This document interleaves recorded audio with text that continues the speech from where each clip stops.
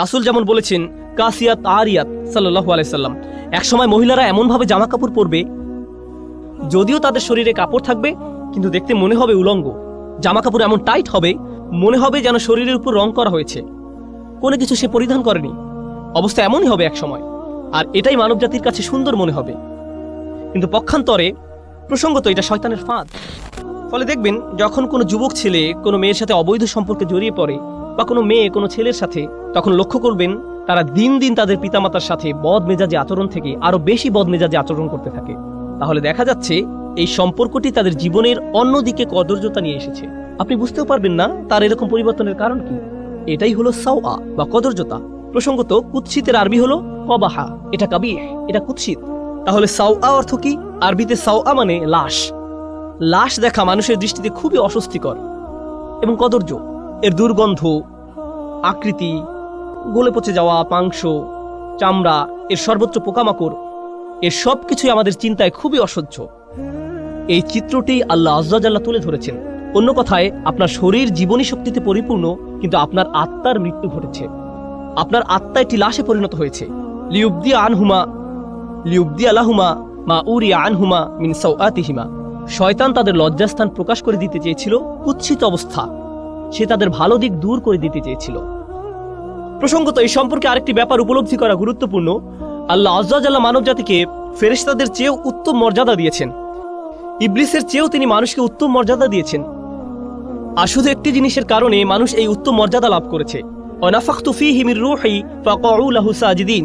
আল্লাহ যখন মানুষের ভেতরে রূহ ফুঁকে দিলেন, শরীরকে সুন্দর করে সৃষ্টি করা হয়েছে, কিন্তু যে রূহ আল্লাহ মানুষের ভেতরে ফুঁকে দিয়েছেন, যে আত্মা আল্লাহ আপনার ভেতরে ফুঁকে দিয়েছেন, যে ভালো গুণগুলো তিনি আপনাকে দিয়েছেন, সেটাই আপনাকে বেশি সৌন্দর্যমণ্ডিত করেছে আল্লাহর যে কোনো সৃষ্টির চেয়ে।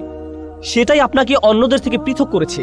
শয়তান তা জানে, আর তাই সে মানুষের শারীরিক সৌন্দর্যকে কাজে লাগিয়ে তাদের আত্মিক সৌন্দর্যকে কুৎসিত করতে চাইবে। এটাই তার লক্ষ্য। এখন এটা বলার পর সে কিভাবে আমাদের পিতামাতাকে রাজি করালো, এটা লম্বা একটা ঘটনা। আমি তার একটি সংক্ষিপ্ত রূপ আপনাদের সামনে উপস্থাপন করছি। সংক্ষিপ্ত ভাষণটি হলো, সে আদম এবং হাওয়া আলাইহিস সালামকে বলেছিল, শোনো, তোমাদের সৃষ্টি করা হয়েছে পৃথিবীর জন্য। ইন্নী জাইলুন ফিল আরদি খলিফা। আল্লাহর সিদ্ধান্ত হলো তোমাদের দুনিয়ার জন্য সৃষ্টি করা হয়েছে। তোমাদের জান্নাত থেকে দুনিয়াতে স্থানান্তর করা হবে যে কোনো মুহূর্তে। জান্নাত ছেড়ে পৃথিবীতে কে যেতে চায়? এখন শোনো, শুধু ফেরেশতারা এখানে থাকতে পারবে। সরি, তোমরা ফেরেশতা নও। অথবা তোমাদের জন্য আরেকটি উপায় আছে। যদি তোমরা জান্নাতের পার্মানেন্ট রেসিডেন্ট কার্ড বা গ্রিন কার্ড পেতে চাও, এটাই তোমাদের একমাত্র বিকল্প উপায়। অতএব ফেরেশতা হওয়ার একমাত্র উপায় হলো, বা জান্নাতের চিরস্থায়ী অধিবাসী হওয়ার একমাত্র উপায় হলো, তোমাদেরকে ওই গাছের ফল খেতে হবে। এটাই একমাত্র উপায়। তো সে বলল, আনতাকুনা মালাকাইনি আও তাকুনা মিনাল খালিদিন। এই গাছ থেকে আহার করো, হয় তোমরা ফেরেশতা হয়ে যাবে, নতুবা জান্নাতের চিরস্থায়ী অধিবাসী হয়ে যাবে। এই জন্যই আমাদের পিতামাতা ভুলটি করেছিলেন। এখন এই ভুল করার পর কি ঘটল? আল্লাহ বর্ণনা করছেন, ফাদাল্লাহুমা বিগুরুর। এই আয়াতটি ভালোভাবে বোঝা খুবই গুরুত্বপূর্ণ। তিনি বলেন, সে তাদের পদস্খলিত করলো ধীরে ধীরে। দাল্লাহুমা, আরবি শব্দ দাল্লা এসেছে দালউন থেকে, যার অর্থ বালতি। আগের দিনে বালতি ব্যবহার করা হতো কূপ থেকে পানি তোলার কাজে। একটি বালতি দড়ি দিয়ে বেঁধে কূপের ভিতরে ফেলতো, তারপর টেনে টেনে তুলতো। এর নাম হলো আদলা দালওয়াহু। এর নাম হলো আদলা দালওয়াহু। বালতি কি সাথে সাথে উপরে উঠে আসে নাকি সময় লাগে? সময় লাগে। এটি একটি ধীর প্রক্রিয়া। আর প্রক্রিয়াটি যদি মাত্রাতিরিক্ত ধীর গতির হয়, তখন আপনি আদলা দালওয়াহু বলেন না, বলেন দাল্লা দালওয়াহু। এটা অতিরিক্ত লম্বা সময় নেয়। শয়তানকে বর্ণনা করা হয়েছে, সে তাড়াহুড়ো করে না। সে আপনাকে পথভ্রষ্ট করতে চায়, কিন্তু সে সময় নিয়ে ধীরে ধীরে করবে। সে আপনার কাছে আসে, আপনি বলেন আউযু বিল্লাহি মিনাশ শাইতানির রাজিম। সে তখন বলবে, ওকে, আমি একটু পর আবার আসবো, চিন্তা করো না, আমাদের হাতে সময় আছে। সে একটু পর আবার আসবে, এরপর আবার আসবে, এরপর আবার আসবে। আপনাকে অবিশ্বাসী বানানোর জন্য বা আপনাকে দিয়ে পাপ করানোর জন্য সে আপনার উপর প্রতিবার 1% করে কাজ করবে। আর এটা অনুধাবন করা খুবই গুরুত্বপূর্ণ। মনোবিজ্ঞানে তারা একটি বিশেষ বিষয় পরীক্ষা করে দেখে, এর নাম হলো স্লো বয়েল, ধীর গতির সিদ্ধ।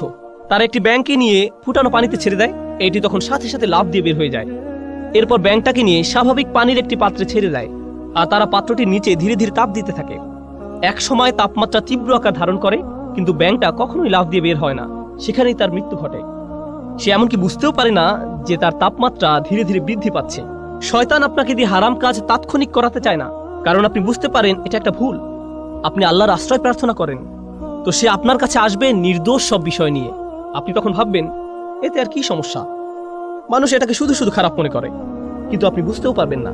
এরপর সে আপনার কাছে এসে সামান্য একটু পদস্খলন ঘটাবে, আপনার আশেপাশে সবাই বলবে এটা করো না।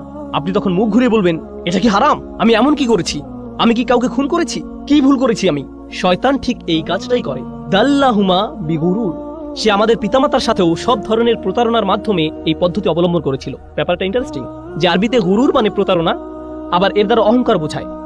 সে মানুষের অহমিকা জাগিয়ে দেয়। মানুষ যখন ছোটখাটো ভুল করে আর কেউ সে ভুল ধরিয়ে দিলে বা স্মরণ করিয়ে দিলে, এটা স্বামী হোক বা স্ত্রী হোক, বাবা হোক বা মা হোক, কেউ ভুল ধরিয়ে দিলে সাথে সাথে সে মাগরুর হয়ে ওঠে, সাথে সাথে রাগান্বিত হয়ে ওঠে। না, কি বলছো তুমি, তুমি কে আমার ভুল ধরার। এইভাবে তাদের ইগো ভালো হওয়ার পথ বন্ধ করে দেয়। যে সমস্যাটা শয়তানের নিজের ছিল, অহংকারের সমস্যা। যাই হোক, অনেক সময় ধরে চেষ্টা করার পর সে সফল হলো। সে আমাদের পিতামাতাকে মুহূর্তের মধ্যে গাছের কাছে নিয়ে যেতে পারেনি। সে তাদের কুমন্ত্রণা দিল আর তারা সাথে সাথে বলে উঠলো ভালো বুদ্ধি, ঠিক আছে চলো। না না না, এতে অনেক লম্বা সময় লেগেছিল তারা সেখানে যাওয়ার পূর্বে। অবশেষে তারা তাদের আদি ভুলটি করে ফেললো। আল্লাহ আজ্জা জাল্লা বলেন বাদাত লাহুমা সাওআতুহুমা, তাদের উলঙ্গতা, তাদের কদর্যতা প্রকাশিত হয়ে পড়লো। এটা পরস্পরের নিকট প্রকাশিত হয়ে গেল। তাদের জামা কাপড় খুলে গেল। এই কাজের ফলস্বরূপ তাদের কাপড় খুলে গেল। এটি আসলে কোরআনের শক্তিশালী একটি দার্শনিক প্রতীকী শিক্ষা। আমরা শুধু এর ভাবকে আক্ষরিক অর্থে গ্রহণ করি না, কিন্তু এর ভেতরে রয়েছে বহু প্রজ্ঞা। যখন মানব জাতি হারামের পথ অবলম্বন করে, হোক সেটা হারাম খাদ্য, হারাম উপার্জন, হারাম আচরণ, যখন আমরা সিদ্ধান্ত গ্রহণ করি যে আমরা আল্লাহর বিধান অমান্য করব, যখন আল্লাহ বলেন অমুক কাজ থেকে দূরে থাকো কিন্তু আপনি তার থেকে দূরে থাকেন না, তখন ধীরে ধীরে কিন্তু নিশ্চিত রূপে আপনি আপনার লজ্জাশীলতা হারিয়ে ফেলবেন। আপনি আপনার হায়া শরম হারিয়ে ফেলবেন। জিহ্বা দিয়ে নোংরা শব্দ বের হবে। এর উপর নিজের কোনো নিয়ন্ত্রণ থাকবে না। আপনি নির্লজ্জ হয়ে পড়বেন কথায়, নির্লজ্জ হয়ে পড়বেন দৃষ্টিতে, নির্লজ্জ হয়ে পড়বেন কাজের ক্ষেত্রে। এভাবে শুধু পতন হতে থাকবে। আর এই সব কিছুর শুরু হয়েছিল আপাত দৃষ্টিতে এর সাথে সম্পর্কহীন একটি ব্যাপার থেকে, আদম হওয়ার ক্ষেত্রে একটি গাছের ফল খাওয়া থেকে। আর আমাদের ক্ষেত্রে যখন কোনো ব্যাপারে আমরা আল্লাহকে অমান্য করব, তার নিষিদ্ধকৃত বস্তুর নিকটে যাব, আমাদেরকে দেয়া আল্লাহর শ্রেষ্ঠ উপহার, আমাদের হায়া, আমাদের লজ্জা, আমাদের শালীনতা, আমাদের সংকোচের চেতনা চুরমার হয়ে যাবে। আমরা এর অযোগ্য হয়ে পড়ব। তারা যখন এই কাজ করলো, তাদের কাপড় খুলে গেল। ফলে তারা কি করলো? ফাতাফিকা ইয়াখসিফানি আলাইহিমা মিন ওয়ারাকিল জান্নাহ, তারা সাথে সাথে জান্নাতের পাতা দিয়ে নিজেদের ঢাকতে শুরু করলো। তারা অপমানিত হলো এবং নিজেদের লজ্জা ঢাকতে লাগলো। আমরা এখান থেকে কি শিখছি? পরস্পরের সম্মুখে উলঙ্গ না হওয়াটা আদম সন্তানের প্রকৃতিতেই আছে। পোশাক পরিচ্ছদ পরে থাকা, নিজেদের লজ্জা ঢেকে রাখা, এটা আদম সন্তানের সহজাত প্রকৃতিতে স্থাপন করে দেয়া হয়েছে। এজন্য মানব জাতির সকলে সহজাতভাবে নিজেদের ঢেকে রাখতে পছন্দ করে। বাচ্চা মেয়ে বা বাচ্চা ছেলে সামান্য বুদ্ধি হলেই 2 বছর বয়স, 3 বছর বয়স বা 4 বছর বয়স, খুবই ছোট, তাদের কোনোভাবেই এখনো বুদ্ধিমান সচেতন প্রাণী বলা যায় না। কিন্তু মা জামা পরানোর সময় বাবা যদি সামনে এসে যায়, তারা লজ্জিত হয়ে পড়ে, তারা কম্বলের নিচে লুকিয়ে পড়ে। আল্লাহ মানব জাতির ভেতরে প্রাকৃতিকভাবেই লজ্জার চেতনা স্থাপন করে দিয়েছেন।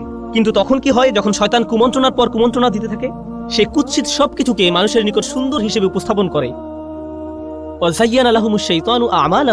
শয়তান তাদের কাজগুলোকে তাদের নিকট সুন্দর হিসেবে উপস্থাপন করে।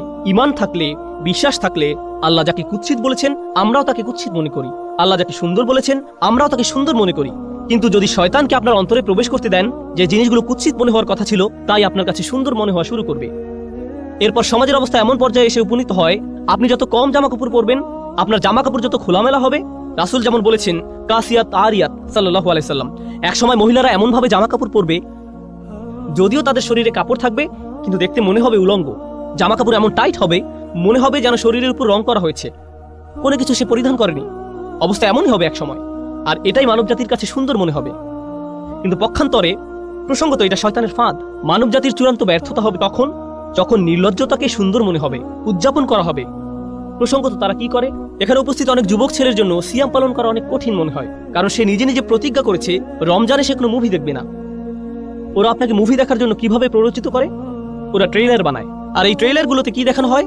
হয়তো এটি কোনো অ্যাকশন মুভি ট্রেইলার, বিস্ফোরণ হচ্ছে, একটি গাড়ি আরেকটি ধাওয়া করছে, ফাইট হচ্ছে, ঠিক মাঝখানে কোথাও তারা উলঙ্গ একটি দৃশ্য যোগ করে দিবে কয়েক সেকেন্ডের জন্য।